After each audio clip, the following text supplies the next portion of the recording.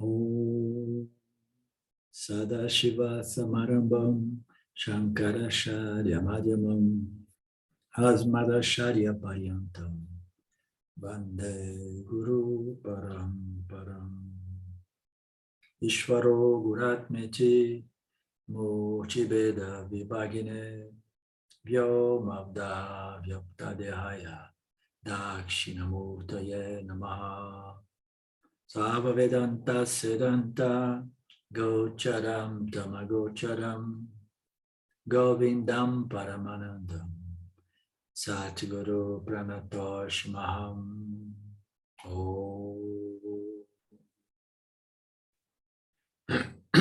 Om Shanti Shanti Shanti Om Namaste. Welcome, my dear friends. We go back to Panchadasi. Do we have any questions?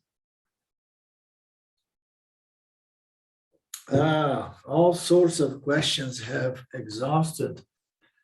So what's going on? I think maybe we all have this clear self-knowledge, a doubtless self-knowledge, a questionless self-knowledge. If we have time for a question, maybe I have one. Because I was, can you hear me? Yes. Okay. I was discussing with a friend of mine, and I was talking about vasanas, and he asked me, but when the first vasana come out from the human, when karma begins, and I don't have any answer to give. So I tell me, so next time I will ask Carlindo, because I don't know the answer of this. Yeah. What we can say about this? Yeah, the answer is that this apparent reality is not linear, it's cyclical. Mm-hmm. So where did the first vasanas came into play? The vasanas appear here from the previous universe. When the music stopped, and then Isvara kept the account of all vasanas, and then he said, okay, now I'm okay. I have all the vasanas of the entire universe, so that I know how to start it over again, because I need the raw material. The material is the macrocosm body of vasanas, impressions.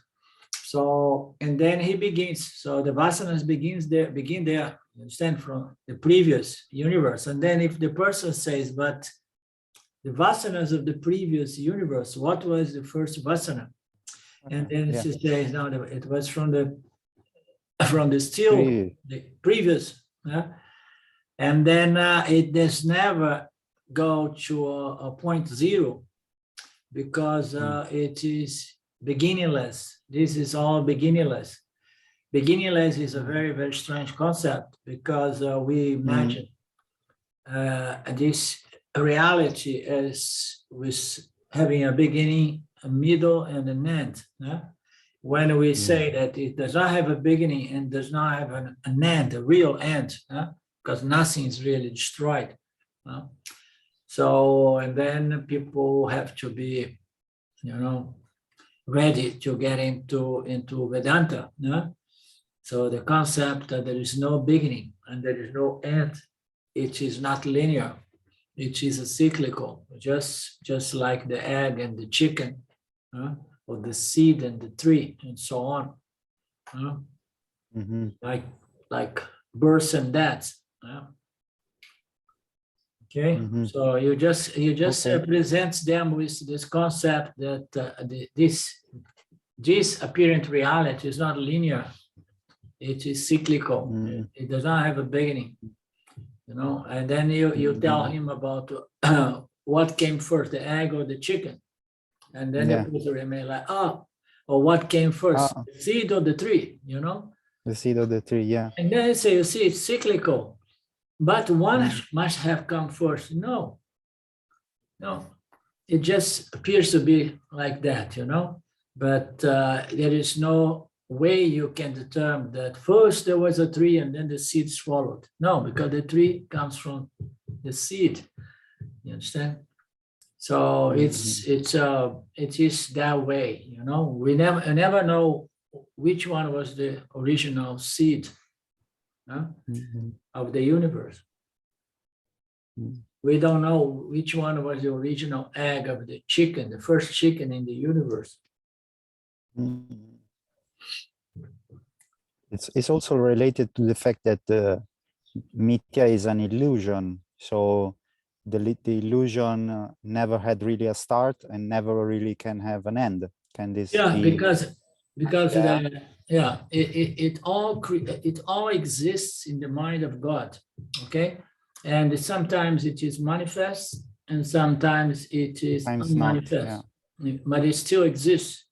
In the beginning, there was knowledge, there was the word, you know, there was, you know, so everything is already in there, but it comes into appearance and then it goes away from appearing, you know, but it remains existing, also as pure knowledge, you know, as the seed of the universe. The vasanas. The vasanas are an important concept to be understood because Isvara, my Isvara, they bring about the new universe as the cosmos, no? Because now we have to be careful with word. There are so many notions of different universe or dimensions and so on. The cosmos is a overall phenomenon. It is brought about by Maya, Isvara, you know, and it requires the participation of the Jiva Atman. So the human beings, they need to provide Isvara with its desires and aversions. You know, aversions is a negative desire. So we need to provide that to Isvara so that he can shape the universe for us again and again, you know. So in the macrocosmic level, you know, the vasanas are the fabric of the universe, yet unmanifest, which becomes manifest. And then when it's manifest again and again, we are feed into it. We are feeding our desires and aversions into the macrocosmic level. And then Isvara keeps reshaping the universe, the Dharma field, according to our desires and fears and aversions. You understand? Because it is a projection that serves the purpose as a school for us to learn and grow. And then we say, I want to do this, I don't want this, I don't want this. And then Isvara say, okay, are you sure you want this? Here it goes. And then see if you learn something. You understand? Oh, you're so much afraid of this and that, you know, I think you're getting stuck with this fear. So let me throw this fear on you to see if you can get over it, you know, and so on. It's all about that. Because we have to remember that the whole universe is a projection that serves as a ground on which the actors, the jivas, the human jivas, more specifically, you know, can process these vasanas. It's an opportunity to process our vasanas and to work our karmas. So it's all for us. There is no creation and without a creature, you know, the agent, the actor, you know, I mean, nobody produced a stage with the beautiful backgrounds and this and that, and then the actors, the players. No, we just did the stage and we did the, how you say, I forgot the name, the word, the scenario and so on. But no, this is it. The actors are not here. The players are not going to be here, you know. So, and then the audience would be very disappointed, you know. So we are it. We are the reason for all of these, you know. It seems to be a statement which is seen by some as a maniac kind statement, but no, it's all of this is to provide us with an opportunity to grow, you know, or to decline as well. You know, it's a play, it's a strange play, and nobody knows why.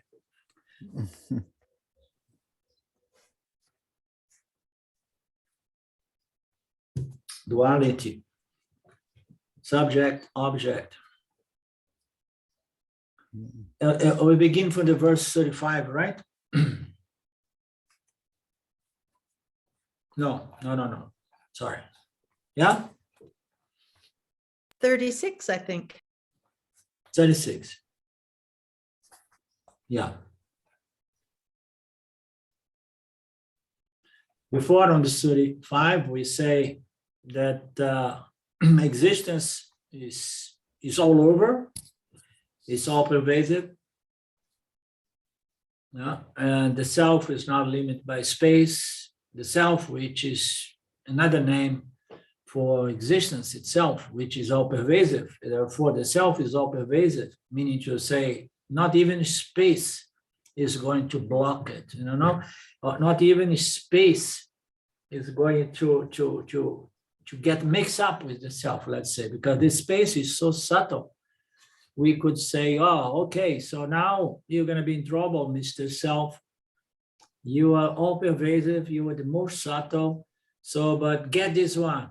I, Isvara, create space. So let's see if you're going to get mixed up with space, because space is almost as pervasive as you, huh? Self, awareness, consciousness. But no, consciousness is the most pervasive. And then it's all pervasive means to say it's going to pervade the space. It says here that's not limit, means to say it's going to pervade the space, okay?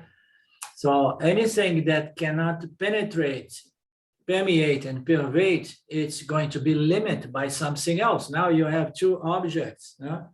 I have two objects, and then I want to get my telephone pervading this thing, you know, does not pervade, and then it's limit, you know, it cannot be something else, it cannot occupy the space of this one as well, no? But it's not the case here. The self is not, it's not limited, it means to say it's going to pervade, to pervade even the most pervasible principle in nature, which is space. And because it is eternal, it's also not limited by time. This verse established that the self is not limited by space. And because it is sat, is identical to existence, that which is at all times, it is eternal, meaning to say it has no beginning, middle, and end. You know? It's not limited by its time, because it is of the nature of everything. So everything is only it, consciousness, okay? Everything is only this substratum, meaning consciousness.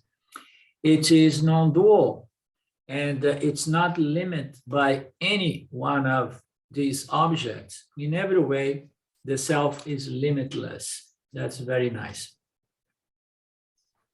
Then we had some examples here, and then the following verse says, because space, time, and objects in them are temporary appearances caused by Maya, they do not limit consciousness.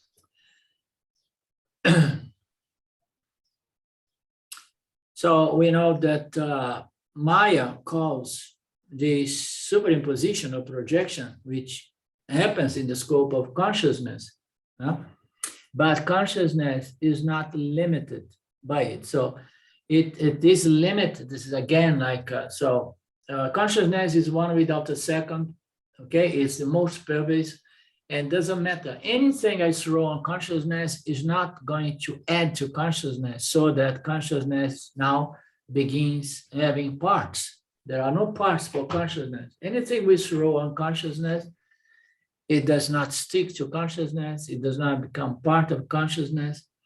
Therefore, it's not going to affect the purity of consciousness. Consciousness is pure. Okay, we hear this expression often, pure consciousness.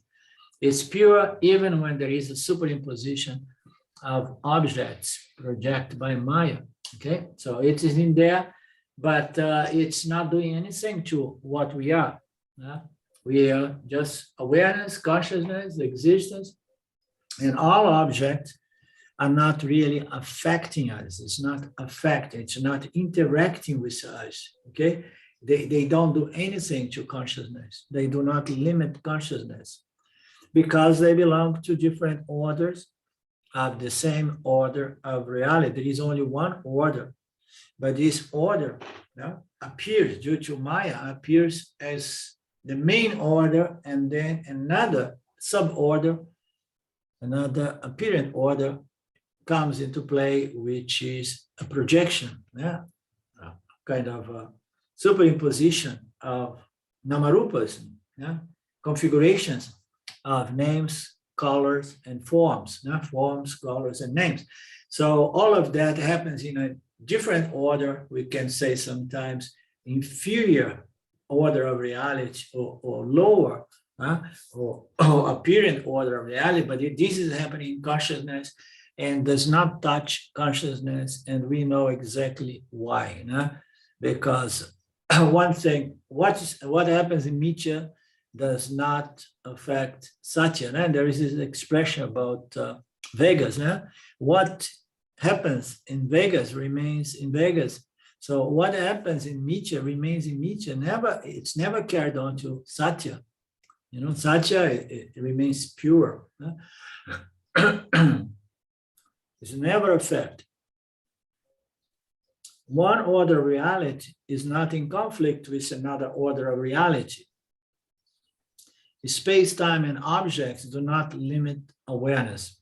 So space and time, which is this order in which we live. There is a sense of space, objects occupying space in space, and then distance, and all kinds of experience that gives us a sense of linear time. So space and time, and of course, which are determined by these objects, which are caused by Maya, none of this is going to affect consciousness because consciousness enjoys. And here the commentary says, because consciousness enjoys two orders of reality.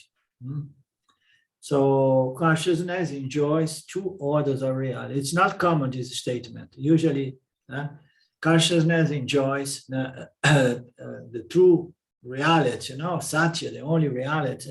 But two orders, meaning to say that awareness, consciousness, the self, is Satyam, is the only reality. But it also enjoys this apparent order of reality because it is projected upon itself. It happens within itself. Okay, it's not affecting the self. It's not really something done by the will of the self. The self has no desires. It's Maya who does that for the sake of the creatures called the Jiva Atmas. So this happens, not limiting consciousness. And then we say consciousness can even enjoy two orders of reality. So this word enjoy is a little bit dangerous as well, because consciousness is not an enjoying entity. No, it's not an experience or enjoying entity. It does not suffer. It does not enjoy. That's the beauty. That is the freedom. So I, as consciousness, do not suffer. Yeah. But you don't experience joy as well. Oh, no, I want to experience joy as consciousness. No, you're going to experience joy and happiness as an agent, as an experiencing entity, okay? And if you know that you are the non-experiencing conscious principle, and then your inferior nature as the Jiva is going to enjoy more and suffer less. We can put it in that way.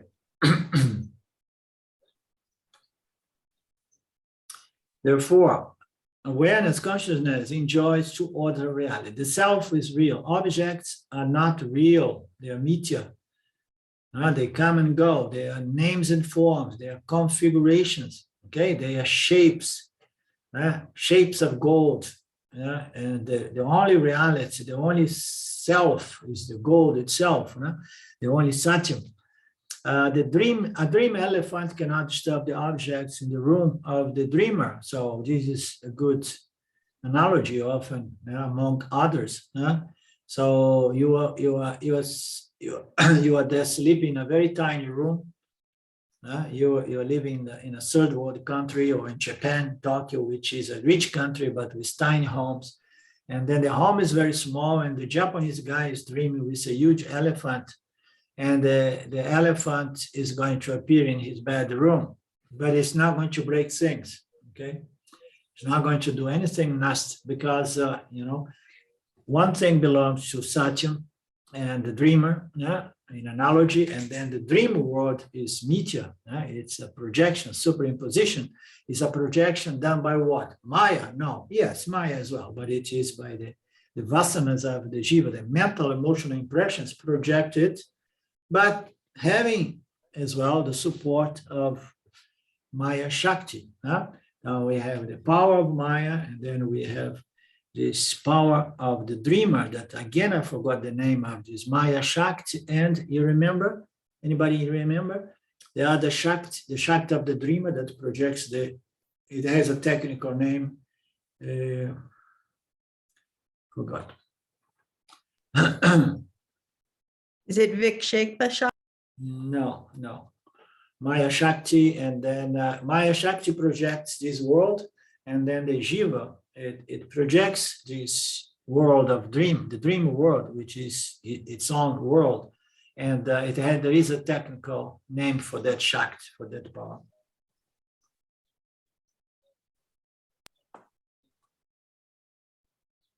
You mean the Taijasa? No. Taijasa is the entity, the dreamer. Yeah, okay. But it dreams, there is, we can imagine that there is a certain projecting power that projects the dream world, which is not Maya Shakti, okay? But it's not Vikshepa, but it is something which is inherent to the mind of the dreamer. Yes? Is it Nidra? No, Nidra Shakti is deep sleep, right? Nidra. I think it's Nidra Shakti. I think so. I think that's it. Yeah. I'm going to verify when we are done, and then I send confirmation in our WhatsApp group. Nidra Shakti. Yeah, I think it is.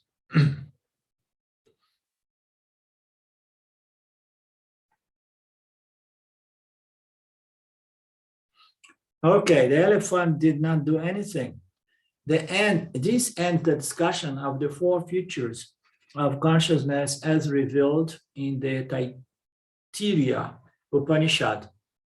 So among the four features of consciousness that we saw from the verse 28, the third feature is the most important. The third feature, it says that the self is self-revealing, and it appears as the I. So it is very important, this one, because that is the culmination of self-knowledge.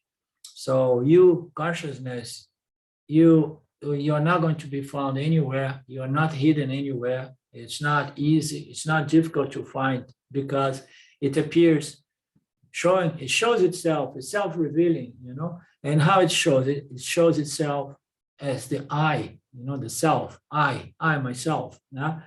Every time this conscious being, the Jiva Atma, appearing, this human consciousness is there advertising that the self, I, the self is showing up every time.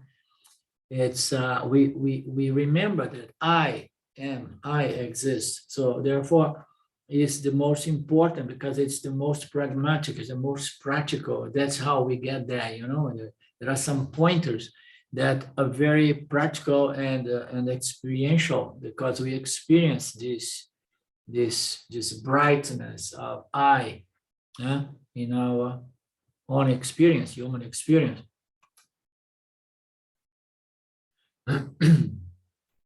Okay, changing the subject, we're going to talk about Maya. The creator is a convex distortion in the reflected mirror of my mind, and the creature is a concave distortion in my reflected mind. They are apparently real. I am reality itself. So this is a saying of Swami P. Paramarthananda. So he says the creator, there are two ways, I read it before we began today, there are two ways we can look into this statement. From the standpoint of the Jiva and the standpoint of Paramatma, okay?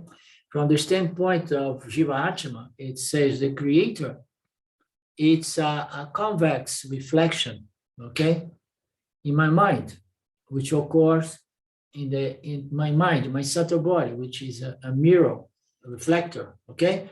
So the creator, you know, because when we talk in terms of the creator, we see the creator is a totality, as we have seen in so many of our texts, you know, Viveka Shuddhamani, one of them, the totality is the creator, you know? It is also the intelligence of the totality, right? It's all the laws and everything, you know? It's all the raw material of the totality, but it appears as the totality, the cosmos. Huh? So when I develop that vision, as a Jivatma, I see the creator as a reflection that occurs in my mind, in this vision, you know, of the totality of the cosmos, which is the supreme intelligence manifest as the cosmos. We could see it that way.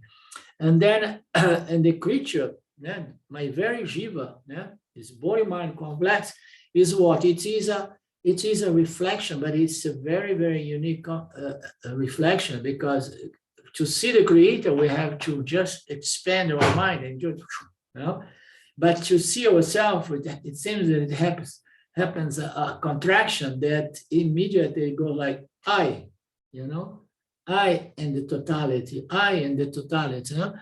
So, and then the creature is a concave reflection in my mind, okay?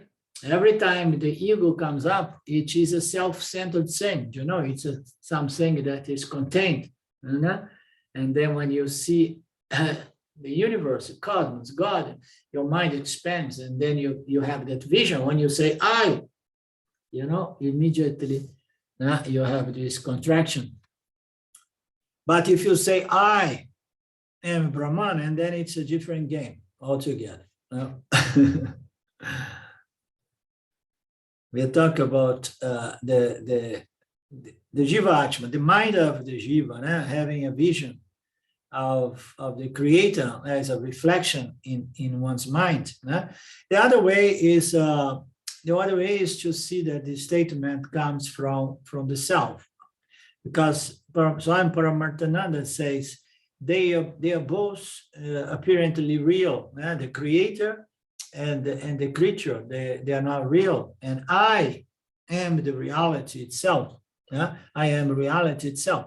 So if we look at that from the standpoint, from the perspective of the self, and then the self cannot say or state anything, we could say that the creator is a convex distortion, or a convex reflection in my mind, and that would be the mind of God, okay? Or in Maya, the macrocosmic reflecting medium. The macrocosmic reflecting medium is going to project the entire universe.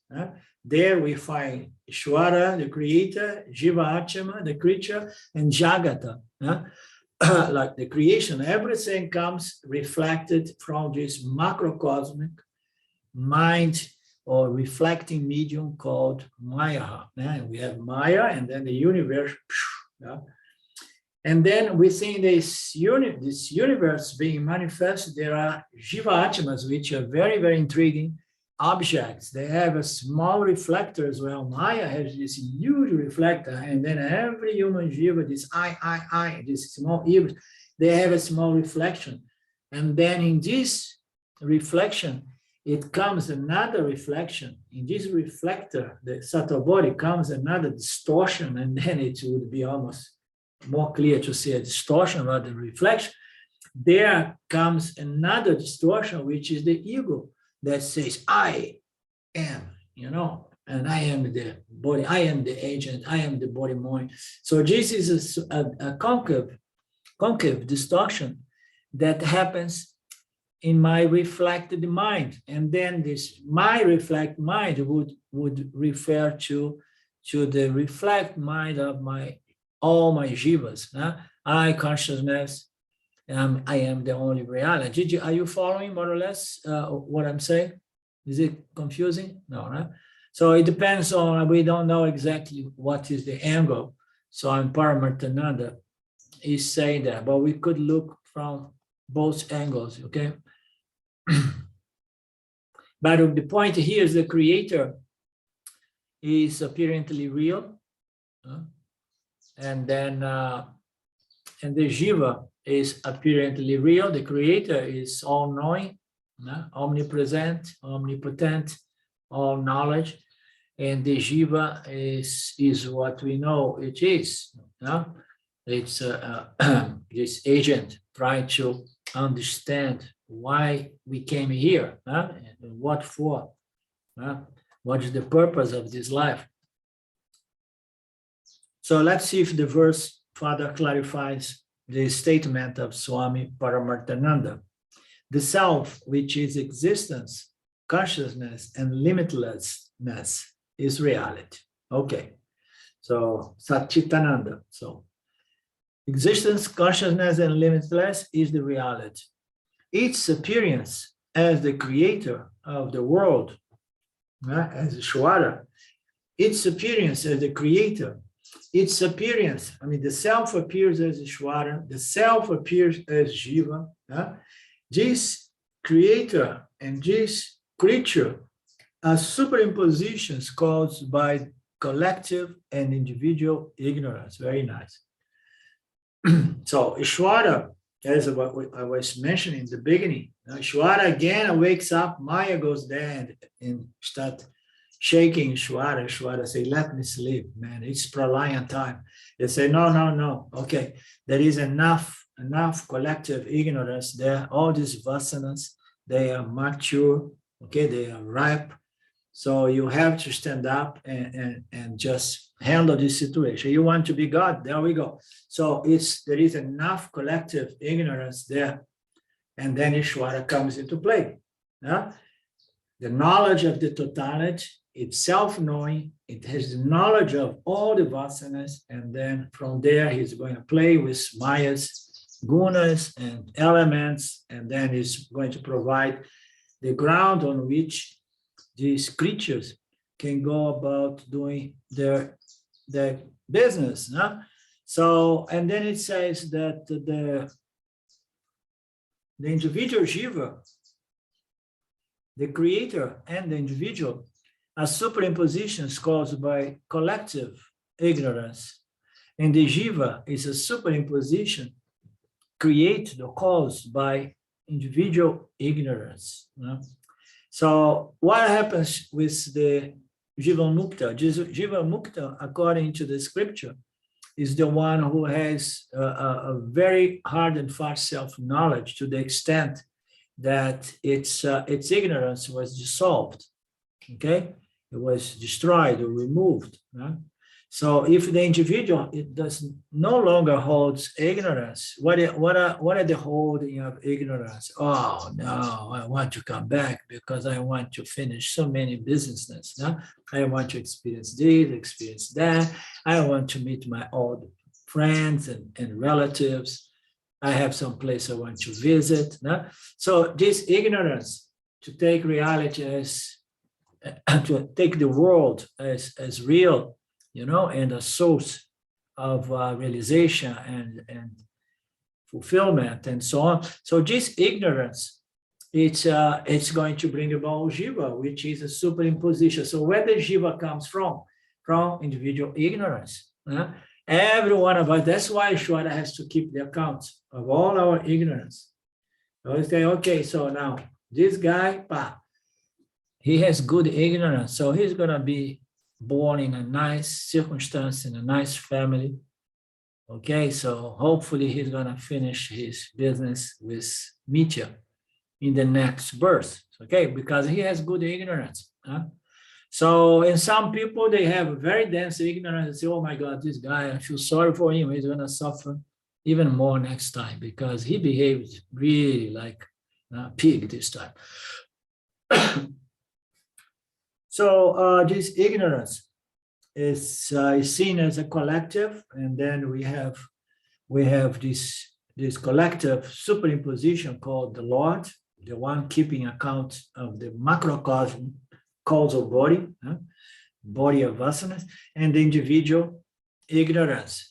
The creator of the world and the individual beings in the creation are not real. They are apparently real entities created when consciousness reflects in Maya, and then since consciousness is all pervasive, and then it's going to go like a tsunami, pervading everything, and then wherever consciousness meets a subtle body, it shines with I, the individual. And then this I, it comes with its individual personal ignorance, and almost invariably develops more personal individual ignorance. So they are apparently real entities created when consciousness reflects in Maya, and consciousness unavoidably is going to shine on all subtle bodies creating, or bringing back into the stage of the universe the agents or the individual experiencing entities. This is a very nice verse about this collective and individual ignorance. They are superimpositions. It's all happening in consciousness, and we are this consciousness. But at the same time, we are this consciousness, and we only know we are consciousness, or we only suspect we are consciousness, or we only begin being introduced to the idea that I am limitless consciousness. I only consider this because I am a Jiva Atma, because Jiva Atma, and only Jiva Atma, is subject to experience and knowledge. So it is the Jiva that can say that Ishvara and my Jiva, they are superimpositions. Every time there is an association with Maya.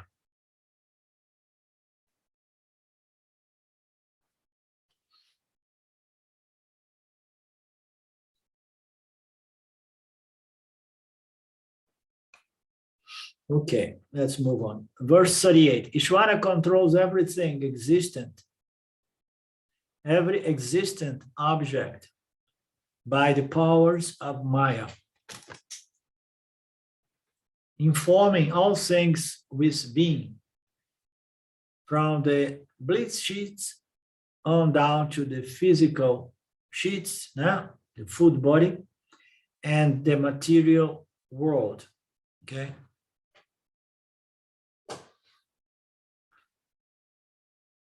So now we came down from the self-consciousness to Ishvara. So Ishvara is an apparent real entity, but it's an all-knowing entity. It is self-knowing, and it knows everything in the cosmos, from the past to the eternal future. Ishvara has all knowledge. Therefore, it controls every object. It uses the powers of Maya. So we have the Maya provides what? Maya provides the three gunas, and it is Prakriti, which is the most fundamental energy on which the three gunas begin formating itself. And then from there, it brings about Ishvara, Jiva, and Jagat. Yeah? And then Isvara is going to play with these three principles and is going to begin shaping all kinds of objects. Yeah? And here it's interesting, it says, informing all things, things are things, with existence. So Isvara is going to infuse existence in all things. Things may be sentient things or inert things. So from the bliss sheath and then to the physical body and the material world. Material world is infused with such, with existence. The bliss sheath is infused with a sense of non-duality, a sense of fullness and satisfaction. But it is experiential. And the physical body is, in other words, it uses the powers of the gunas to infuse existence to everything. And then it gives the example from the bliss sheath, which is the most subtle, the causal body, all the way down to the physical body and the material world. You see that he made a distinction here. The physical body refers to the physical body of the Jivas, and the material world refers to Jagat, okay? So consciousness is conceding or lending or infusing existence to all levels of this human experience, all the way from the experience of the bliss sheath, and then the intellectual, and then the emotional, mental, and then the prana sheath, and then the physical sheath. Everywhere consciousness is going to be infusing this sentient being with life and with conscious life, the Jiva Atma, the human Jiva, and also the material world. This Isvara is going to provide or inform the physical material world with being, with existence. And it's not a simple job. Just imagine, and you have to keep account, okay, that here, that object, it is an inert object, but it has certain properties and configurations. It serves for this, it serves for that. If you break it down and do like that, and then it can be something else, So there are so many things in the mineral world, in the earth world, in which, it is intelligent design. It has its properties, it has its qualities. Everything here serves certain purpose, Nothing is here just by chance like that. Maya's veiling power, tamas, and then the projecting power, rajas, and the revealing sattva powers bring about the harmonious and consistent behavior of all things in the creation. So everything here in the creation is there following its nature. It's harmonious, it is consistent, okay? So I used to have a restaurant in the United States, and we used to say, it was a well-known factor. You have to be good and this and that, but one of the most important things is consistency. You cannot serve a dish today that tastes like that, and then the other day tastes a little bit different, and then tastes, no, consistency. Okay, in a kind of restaurant like ours, it was not always easy, because it's all handmade, it's all like, made from the scratch, but consistency. Isvara keeps everything consistent. Everything is there. There is no question of one object saying, oh, I'm so tired of my qualities and properties, so I'm going to trade my qualities and properties with my neighbor. And then you see one object is not anymore what it used to be. So no, it's consistent, it's harmonious, it's structured in a way that everything is going to behave according to its natures. Consistent behavior of all things in the creation. If a conscious principle did not control, if Isvara, this supreme intelligence, did not control the property or the nature, the functions of the objects, this world would be a chaos, of course, and then nobody, like James likes to say, nobody would stand up from bed in the morning, because purposeful work would not be possible, because you never know. Everything is going to be, everything is born to be what they are. No, I don't. So Ramji sometimes say that the sun says like, oh my God, I mean, now it's summer, I'm so hot, I'm so fed up, I just want to become very cold, ice cold, and then we get up in the morning, the sun is there, and we are all freezing without the sun. Why? Because things are not following their natures. No, every configuration is harmonious and is following its nature consistently, never changed.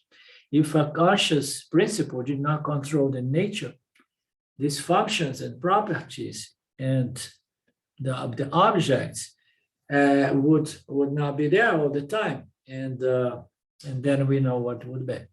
This harmony is a matter of experience. We experience this. We experience this structure, this intelligence, this harmony, this consistency. Every morning when we get up, I go here and then I say, oh, nice, I'm going to have an orange. I have so many orange trees here. So I have an orange. So there is no chance that I would ever expect that when I begin eating orange, it tastes like an apple, for example, you understand? Or pear, or pineapple. No, because everything is falling, harmoniously falling. And this is an experience of all of us. It's a matter of experience for us, the entities, witnessing and experiencing this incredible projection. And then it continues here. What are particular attributes? What the particular attributes of objects not determined by this intelligent, supreme, precise power? There will be chaos in the world, for there would be no way to distinguish one thing from another. Okay, so if there was no consistency, structure, intelligently. Structure in a way that the attributes, the properties, the qualities, the functions of everything, remains consistent. There will be no way to distinguish one thing from another, the property of one thing and another. Okay, today I'm gonna have 2 oranges in the morning, but oh my God, I mean, yesterday was a big surprise. So inside of the orange, there was something else, The orange was no longer orange, but it was something very bitter and sour, horrible. So what's coming today? Is it going to be a sweet experience or a bitter experience? You understand? Because things are changing in a way. I mean, we say that the change is the nature of meteor, but it's change in the sense of decay. A tree comes and begin growing 1, 2, 3, mango tree, and then sometimes I'm happy. I was enjoying a tree here, a plant of I don't know if you guys heard of maracuja. No, it is an interesting fruit from here to make a wonderful juice. I have never seen in any other part of the world, and I found it, and then somebody comes, oh, it's already old. I say, old? Say, yeah, so you're going to lose it. And then this thing start dying. And then I plant a medicine tree here, which is very good for the stomach and other properties. And then today I talked to someone here shortly before we begin here. And he said, no, that's what it is. 1.5 years, 2 years, and then it start dying. You have to take some parts and then replant. So it's changing, it grows, and then I get the illusion that's going to be health and beautiful forever. and then it start going south. So as James likes to say, yeah, and then I have to take, and you know, a muda, as we say in Portuguese, you have to take a muda. How you say that, Mark? To pull, strategically putting a piece and then A cutting. We say take a cutting. cut, A cutting. cutting. Like Yeah. you cut a piece off and So replant it. so everything is changing, okay? But it's changing in the sense of decaying. It's everything that's born, grow, and then gets into decay, and then it dies. There's nothing we can do about that. Appears, stays for a while, and then disappears. But everything following its nature, you know, consistently, you know? Total harmony, total prediction in that sense. The following verse, this power appears to be conscious because it is associated with the self, which is limitless consciousness. So this power, meaning to say Maya, I would say Maya or Isvara, no, this intelligent power, Isvara, yeah, most probably. This intelligent power that infuse all objects, you know, with attributes, and then holds the structure of the world in a way that every object follow its nature. This incredible intelligent power appears to be conscious because it is associated with consciousness, with limitless consciousness, with original consciousness. And then Isvara appears to be conscious. No? But as we know, Isvara does not have its own source of consciousness. It's not self-contained, because even the great Isvara relies or depends on consciousness in a way that it can be self-conscious and conscious of the entire cosmos. This power appears to be conscious because it is associated with the self-consciousness. Because of this, of its association with Maya, consciousness becomes omniscient. Okay. So sometimes it's difficult to tell what the words are pointing. When we say power, it could be Maya, could be Isvara, and often we use Maya, Isvara, meaning, you know, the same thing. So here it says that because of its association with Maya, which the power that appears to be conscious, but we say when it appears to be conscious, it's more like consciousness is Isvara, pure Sattva Guna, pure knowledge, is Chit. Because of its association with Isvara, consciousness becomes omniscient. So we know that consciousness is not omniscient in the sense of meteor, but once Maya comes into operation, it appears as pure knowledge, pure Chit, pure consciousness, you know, with as all-knowing, not pure consciousness, all-knowing as Isvara, and then it's said to be omniscient. So the omniscience of the self, Paramatma, is different from the omniscience of Isvara. Okay, so often we don't hear that Paramatma is omniscient. Yeah, we hear that Isvara is omniscient because it's more relevant. We want to say that the Jiva knows very little or almost nothing. The Isvara knows everything, you know? Everything of what? Everything of what we try to understand, the world, our environment, you know? Jagat, Isvara knows everything because it sustains everything, you know? And even provides the laws to structure it in a harmonious way. So Isvara knows itself. They are different. Yeah? The omniscience of Isvara, the omniscience of Paramatma. Isvara knows itself, and it knows everything about the creation. But the self only knows itself. Why? Because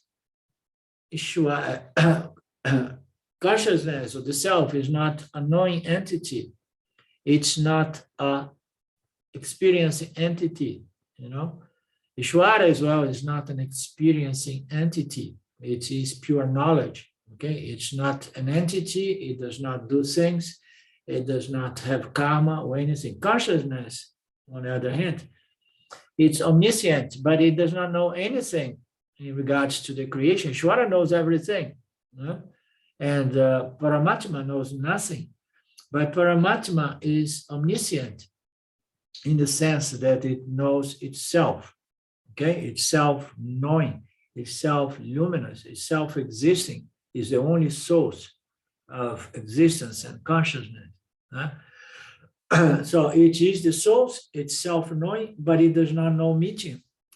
It knows Mithya or does not know Mithya? No, it does not know, but we say sometimes that it knows every time that Isvara and Jiva appears, and then we say, yes, yes, yes, the self is having an experience. How so? Through its agent, Jivas, okay? But the self is not really having an experience. This is a philosophical discussion. So the Jiva Atma is having an experience, and the Jiva Atma is the one who has to understand that in truth is the self, although the self is not an experienced entity, but I experience what I experience due to the grace of the self. And then the Jiva needs to understand that it is the self. So the ego now is down to its, manageable proportions. Say no, it's all Ishvara, it's all the self. Well, so the omniscience of the self, Paramatma, is different from the omniscience of the Ishvara. Ishvara knows itself, and Ishvara knows the universe, the cosmos, but the self only knows itself. Why? Because it's one without a second. There is nothing. There is no inclusions in consciousness. Okay? So there is nothing to be known or experienced. It's one without a second. It's free of objects, and it's free of qualities and attributes, because if there is a quality or an attribute, the self could look at that and say, this property was not here before. Before I was pure. Now there is something here, which gives me somehow, some function, some property, no, but I am just the substratum, and I don't have any attribute. The self is attributeless, as we know. Ishvara knows everything. However, Ishvara is not superior to the self, owing to its knowledge of the cosmos, of all phenomenal objects. Why Ishvara is not superior? Because Ishvara depends on consciousness. So Ishvara enjoys its conscious existence due to consciousness. Consciousness provides Ishvara with conscious existence and makes Ishvara the all-knowing Lord of the universe. Because I say, I cannot create this universe without a creator, because I have looked in Wikipedia, and they say that there is no creation without a creator. And then he said, I have to create a creator first, no?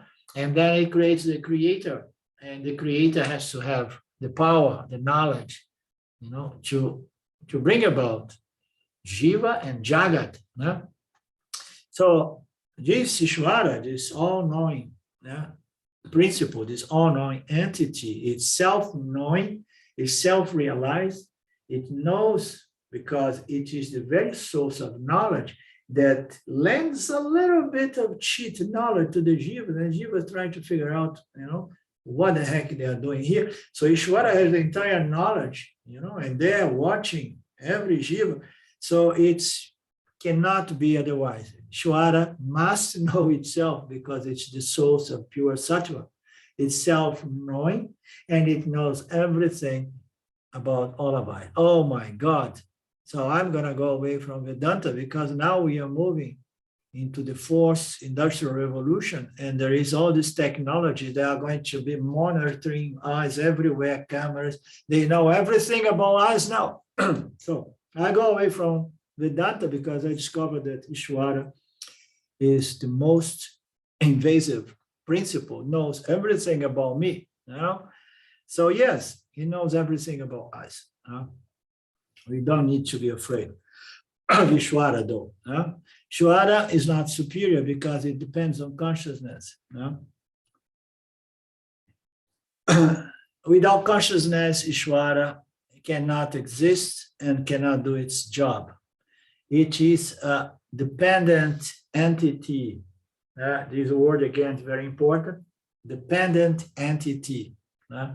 So why this is not a problem for Ishvara? Ishvara depends, but Ishvara is self-knowledge, it's self-knowing, it's self-realized. And then Ishvara knows everything about the universe, and it knows that its true nature is Paramatma. You understand? That's why I say it's self-knowing, it's self-realized consciousness, and then provides or calls pure sattva, the Lord. The Lord has so much knowledge that gives us a little bit of sattva, the jivas, so that we can try to understand that everything is Paramatma. Of course, the Lord knows everything, not only about the phenomenal objects in his realm, but it knows where it comes from.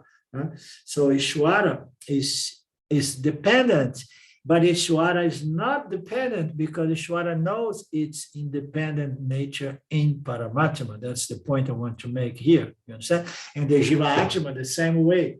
It's dependent on what? Dependent on many things, including Ishvara and Paramatma. But the Jiva has the power because of this little bit of Sattva Guna that Ishvara concedes us, as fruits of our merits, of our efforts. We grow into Sattva, and then we get some Sattva, and then with this Sattva, we have the opportunity to also claim our independent nature. Ishvara does not need to claim.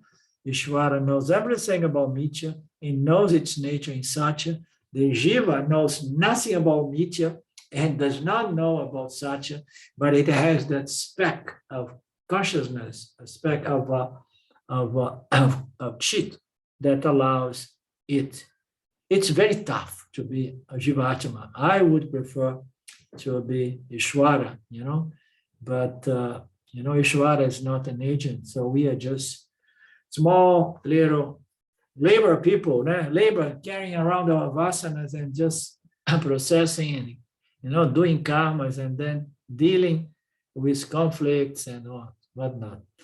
Okay, I'm glad I made it through. I'm feeling very weak today. I don't know what happened to me, but we made it. Okay, so we meet again next Thursday with the Drisha Viveka. Anything else? Any other question? Questions are good. Are you okay? Did you agree with all these things that we discussed today, Claudio?